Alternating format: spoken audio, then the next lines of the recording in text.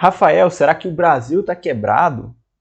Será que as privatizações são uma boa solução? E os impostos, eles vão aumentar? Bom, se você quer saber a resposta dessa e mais outras perguntas, fica aqui comigo nessa aula que eu vou te explicar.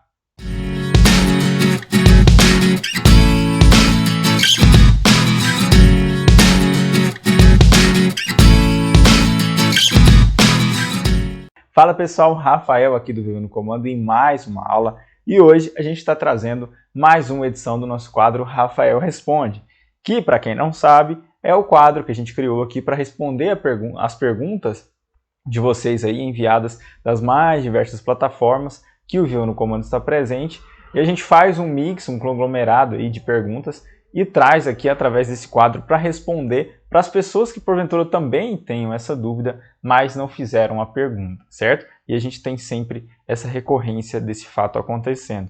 E se você quer ter a sua pergunta respondida aqui no nosso quadro, é só você nos enviar aí através das nossas redes, como eu disse, através do Instagram, do Facebook, do YouTube ou através do nosso e-mail lá no nosso site, certo? Bom, então, sem mais delongas, vamos já para a primeira pergunta. E hoje eu escolhi um tema bem interessante, a gente falar sobre o Brasil, sobre o nosso país, e peguei algumas perguntas aí de pessoas que nos enviaram através, principalmente, do nosso Instagram, @vivanocomando, certo? Então a primeira pergunta, é da Regina Lopes. A pergunta dela é a seguinte: o Brasil está quebrado, como dizem? Bom, Regina, isso é uma coisa recorrente, né? Já tem bastante tempo que está na boca do povo que o Brasil está quebrado, o país está quebrado, os políticos dizem que o país está quebrado, os gestores dizem que o país está quebrado, os investidores dizem que o país está quebrado e, de fato, ele está quebrado sim. Por que quebrado? Quebrado no sentido de que, para você ter uma ideia, a dívida hoje do Brasil, ela corresponde a 90% do PIB. O PIB, para quem não sabe, de uma forma básica, é a capacidade que o país teve de geração de renda naquele período, né? E o PIB é medido aí anualmente. Então, a sua capacidade de renda, ou seja, a receita que você gera do país todo, sua produção, ela é praticamente 90% dela é comprometida com dívida, ou seja, a dívida corresponde a 90% do PIB. Para você ter uma noção, a Venezuela, que virou o que virou hoje, né? Com o país totalmente quebrado, hiperinflação. Lá hoje, por exemplo, é melhor você limpar, desculpa a expressão, mas é melhor você limpar a bunda com o dinheiro do que comprar o papel higiênico, para você ver o nível que chegou a inflação, ou seja, você gasta menos papel limpando a bunda com o dinheiro do que usando papel moeda para poder comprar esse papel higiênico, certo? Desculpe até a expressão, mas é a verdade. Lá, para você ter uma noção, a dívida chegou a 2,5 vezes o valor do PIB, ou seja, 250% do PIB, certo? E a gente já está em 90%. Quando chega a 1%, a 100% do PIB, a coisa já fica bem feia, ou seja, a gente está no caminho. Ano após ano, a nossa dívida aumenta, certo? Tecnicamente, o Brasil ele não está quebrado. Por quê? Porque a gente tem ativos, a gente tem solvência, a gente tem vários outros mecanismos para poder não fazer com que o Brasil quebre, certo? Mas tudo isso são medidas emergenciais, certo? O que a gente diz que o Brasil está quebrado é porque a gente gasta muito mais do que arrecada, certo? E essa dívida, ou seja, esse descontrole, ele é crescente, ele não é decrescente. Então, a cada ano a gente gasta ainda mais do que arrecada. Não é uma coisa retrógrada, certo? Um exemplo, a gente gastou 10 trilhões de reais e arrecadou 5 trilhões. No próximo ano a gente gasta 15 trilhões e arrecada os mesmos 5 trilhões. Então o déficit ele só vai aumentando, a dívida ela só vai aumentando, certo? Então por isso que a gente usa tanto a expressão que o país está quebrado, é nesse sentido. Mas tecnicamente, como eu disse, ele não está quebrado, ele tem ativos, ele tem solvência, tem produção. Para você ter uma noção, o Brasil é um dos países mais ricos em matéria-prima do mundo. A gente alimenta cerca de 1/3 da população mundial. Né? As nossas terras são agricultáveis, o nosso subsolo é riquíssimo em minérios. Né? O que falta realmente é uma boa gestão, uma gestão que comece da base. Né? Não basta simplesmente você xingar o presidente, seja ele quem for, seja em que partido for, porque o presidente ali ele é só uma máquina de manobra.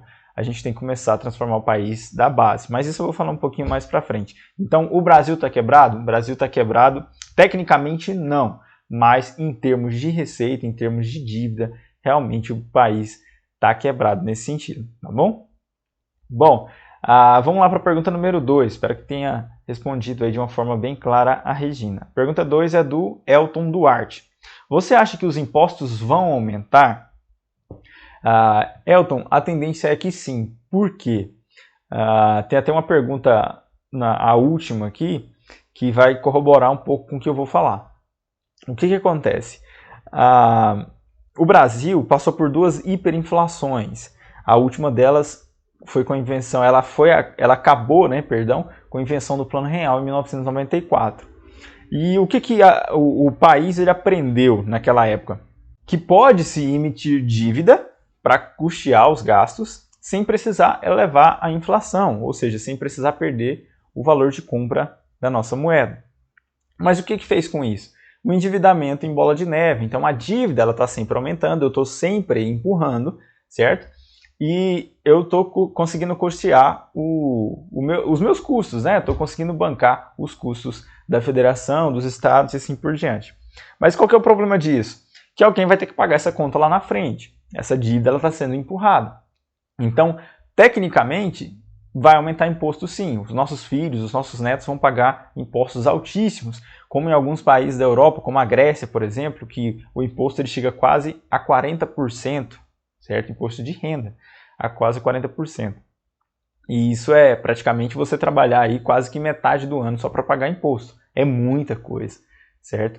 Então, tecnicamente, se você analisar pelas nossas análises, você vai sim ter impostos mais caros no futuro, porque essa dívida está sendo empurrada. A gente está pagando sim juros da dívida, mas o grande bolo está sendo empurrado. Qual que é o grande problema disso? Além do aumento dos impostos, vai diminuir o emprego, o empreendedorismo ele vai cair.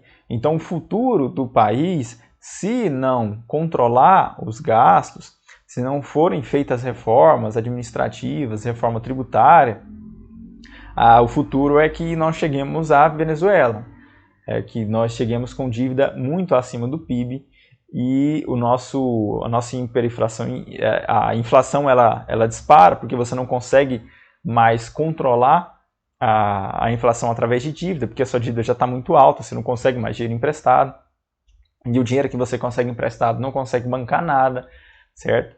Então, o caminho é esse, aumento de impostos e hiperinflação, se nada for feito. Então, hoje a gente está aí com o governo que está tentando fazer essas reformas, não é um governo populista, então ele está tentando fazer essas reformas. O que a gente sofreu muito no passado? As pessoas gastavam muito, os governantes gastavam muito para se manter no poder, para conseguir aí uma popularidade, soltando dinheiro a todo custo, emprestando para grandes empresas que nem precisavam, ao invés de ajudar as empresas que estão iniciando, soltava a qualquer custo para grandes empresas. Isso fez com que gastasse demais, certo? E recebesse pouco. Só que essa conta está sendo empurrada para o futuro. Então, as pessoas que vão pagar essa conta nem estarão mais vivos. Então é muito fácil fazer esse tipo de conta, Você faz a conta aqui para outra pessoa pagar. É a mesma coisa de fazer uma promessa. Para quem aí é católico, por exemplo, que isso é muito comum, você faz uma promessa para o seu parente pagar, seu parente do futuro, seu filho pagar. E isso é inimaginável. Então, é nesse sentido, O que a gente precisa fazer é controlar os gastos, fazer as reformas, fazer a lição de casa, e qualquer lição de casa que a gente sempre fala aqui no Viu no Comando, é você ter receita maior que despesa, é começar a sobrar dinheiro, ou pelo menos igualar. E é uma coisa que não acontece em praticamente nenhum estado da nossa federação. Certo? Então, tecnicamente vai aumentar imposto? Vai aumentar imposto sim, não tem jeito. Se nada for feito, os impostos serão aumentados de uma forma aí que pode chegar ao caos, como chegou na Venezuela, tá bom? Bom, a terceira pergunta agora da Giovana Domingos. O que você acha sobre as privatizações no Brasil? Bom, Giovana, existe um lobby muito grande a respeito de tudo que o governo vai fazer hoje em dia. E as privatizações não são diferentes nesse sentido. Existe as pessoas que são contra, existem as pessoas que são a favor. Eu falo do ponto de vista de economia, certo? Então, do ponto de vista de economia, é melhor para o Brasil, no sentido de desenvolvimento. Por quê?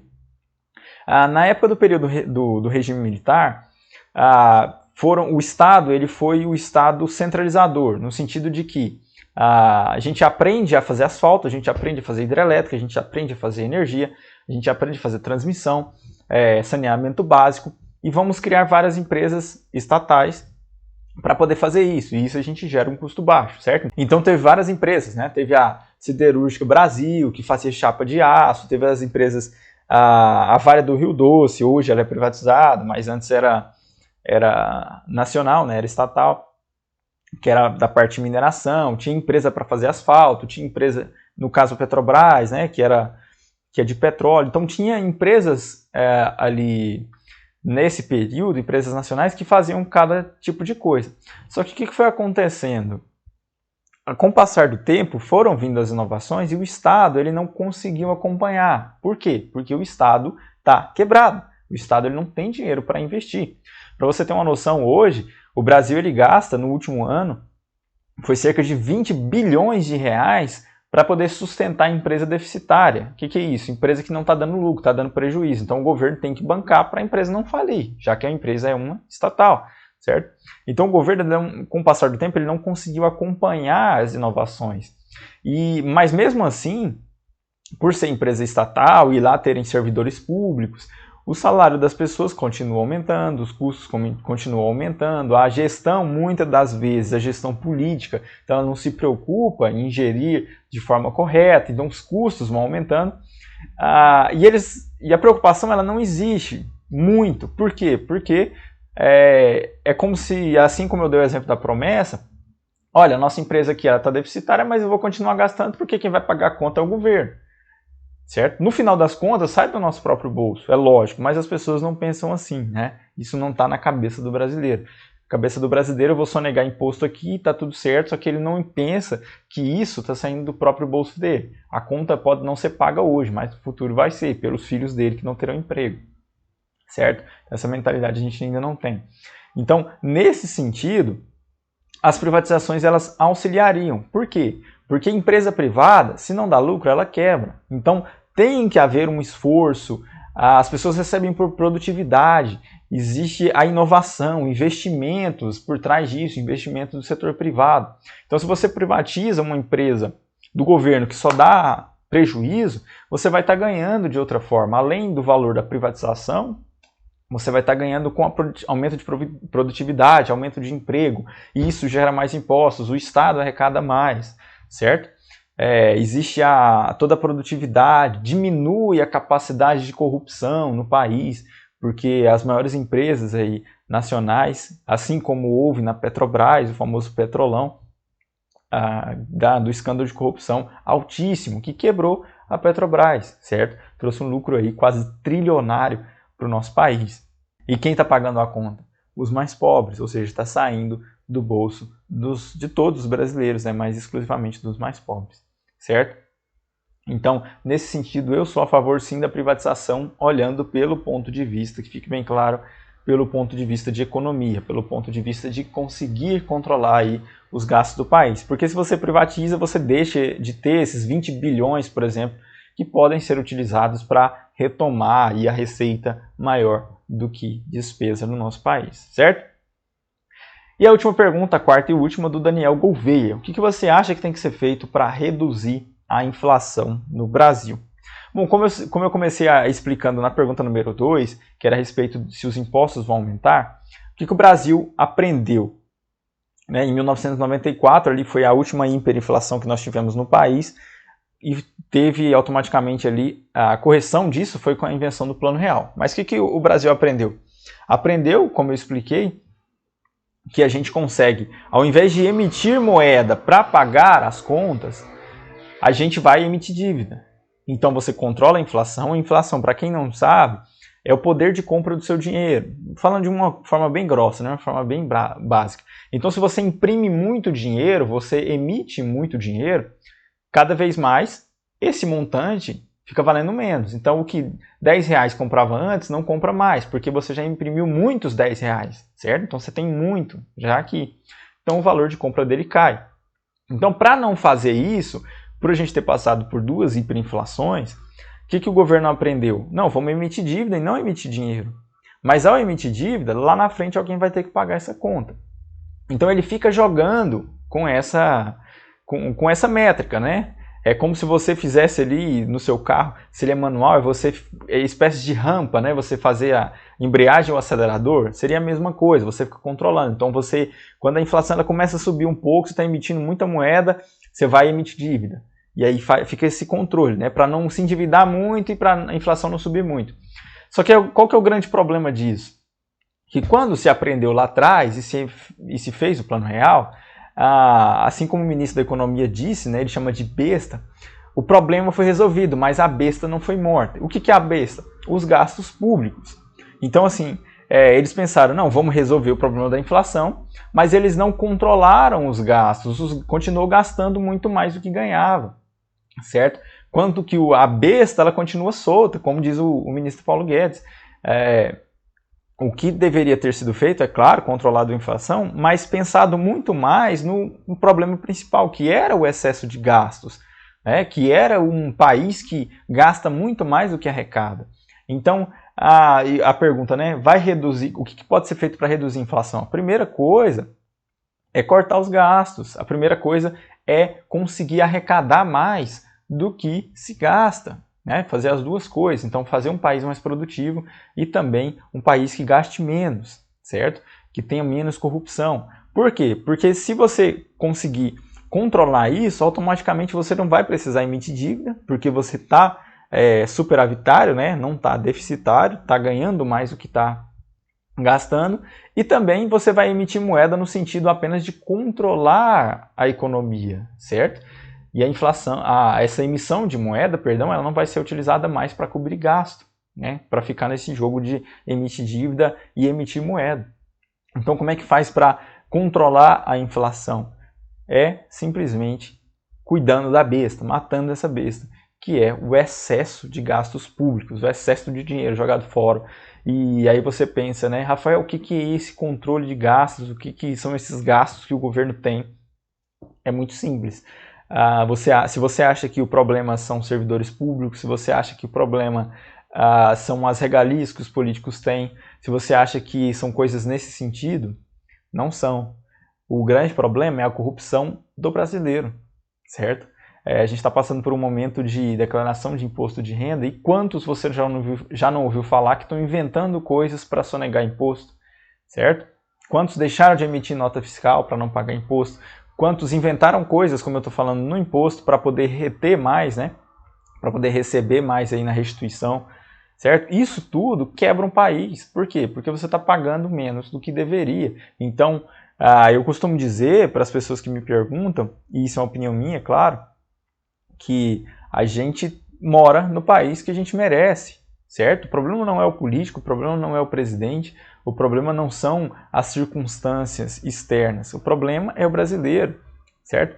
Nós somos corruptos, então a gente tem um país corrupto. Nós somos economicamente ou financeiramente deseducados. Nós gastamos mais do que ganhamos, então nós temos o país que a gente merece. Nós temos um país que gasta muito mais do que arrecada. Você controla as suas finanças? O nosso país controla? Pega as pesquisas. Qual dos países do mundo inteiro, se você olhar na lista lá, o Brasil ele é um dos primeiros na questão de inadimplemento, ou seja, como é que eu posso te explicar? De inadimplência mesmo, né? de pessoas, número de pessoas por a cada 100 mil habitantes que não paga suas contas, que é inadimplente. Nós somos um dos primeiros do mundo. Então, como é que você queria ter um país diferente? Um país que não se educa financeiramente, que não tem uma educação financeira na grade escolar primária, certo? Que isso é básico em outros países. Então, não tem como fazer diferente só trocando presidente, só colocando a culpa em governo, colocando a culpa em político. Se você aí que está me assistindo, você sonega imposto, se você compra coisas piratas, por exemplo, se você usa, não sei, algum tipo de coisa que você sabe que é errado, você que está contribuindo para que lá na frente os seus filhos não tenham emprego, que seus filhos paguem 50% de imposto de renda, vai trabalhar metade de um ano só para contribuir, para cobrir todos esses gastos, certo? Então faça a sua parte para que o país mude. Assim como eu disse no início, e assim como a Natália Arcuri, que é do canal Me Poupe, né? Ela fala Unfucking the Nation, ou seja, desfudendo o Brasil. Nosso país está fudido, literalmente.